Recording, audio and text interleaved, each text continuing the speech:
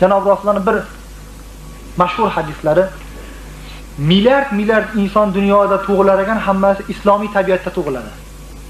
Ya'ni tug'ilib turgan farzand hammasi musulmon tug'iladi. Kofirning bolasi ham.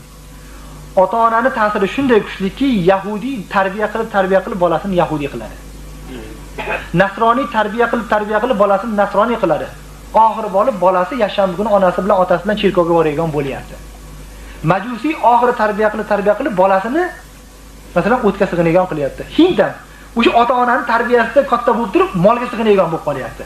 Agar musulmonniki quchog'ida katta bo'lsa, o'sha ham musulmon bola bo'lib qolaverardi. Endi kitobda aytayaptiki, Xudo taborak va taolo musulmon qilib berib yaratgan narsani bitta yahudi iflos yahudi qilib yuboryapti.